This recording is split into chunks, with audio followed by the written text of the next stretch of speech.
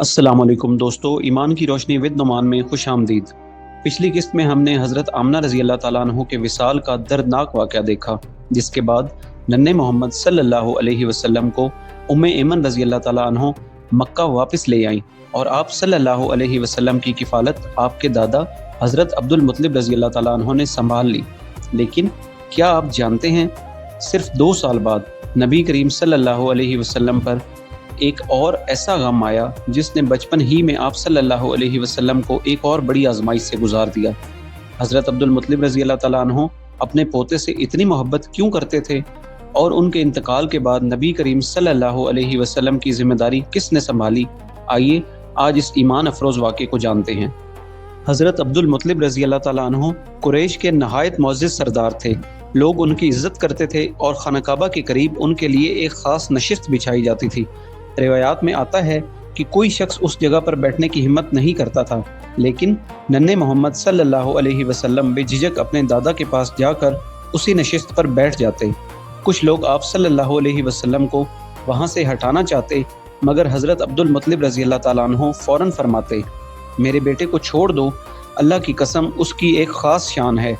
फिर वो मोहब्बत से आप सल्लल्लाहु अलैहि वसल्लम को अपने पास बिठाते, आपकी पुश्त पर हाथ फेरते और खुश होते।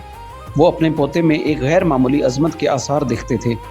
जब नबी करीम सल्लल्लाहु अलैहि वसल्लम तकरीबन 8 साल के हुए तो हज़रत अब्दुल मुत्तलिब रज़ी अल्लाह ताला अन्हो शदीद बीमार हो गए। चंद दिन बाद वो इस दुनिया से रुखसत हो गए। ये नन्हे मोहम्मद सल्लल्लाहु अलैहि वसल्लम के लिए एक और बहुत बड़ा सदमा था। पहले वालिद, फिर वालदा और अब वो दादा भी दुनिया से चले गए, जिन्होंने हमेशा आप सल्लल्लाहु अलैहि वसल्लम पर शफ़क़त की। सीरत की किताबों में आता है कि नबी करीम सल्लल्लाहु अलैहि वसल्लम अपने दादा के जनाजे के साथ गमगीन दिल के साथ चल रहे थे। ये मंजर हर देखने वाले के दिल को रंजीदा कर देता था। हज़रत अब्दुल मुत्तलिब रज़ी अल्लाह ताला अन्हो ने अपनी वफ़ात से पहले अपने बेटे हज़रत अबू तालिब रज़ी अल्लाह ताला अन्हो को वसीयत की कि वो मोहम्मद सल्लल्लाहु अलैहि वसल्लम की किफ़ालत करें। हज़रत अबू तालिब रज़ी अल्लाह ताला अन्हो अगरचा माली तौर पर ज़्यादा खुशहाल नहीं थे, लेकिन वो अपने भतीजे से बेहद मोहब्बत करते थे। उन्होंने नबी करीम सल्लल्लाहु अलैहि वसल्लम को अपने बच्चों की तरह रखा। खाने में, सफ़र में और ज़िंदगी के हर मरहले पर वो हमेशा आप सल्लल्लाहु अलैहि वसल्लम का ख्याल रखते थे। बाद में यही हज़रत अबू तालिब रज़ी अल्लाह ताला अन्हो मक्का के मुश्किल तरीन दौर में भी नबी करीम सल्लल्लाहु अलैहि वसल्लम के सबसे बड़े मुहाफ़िज़ साबित हुए।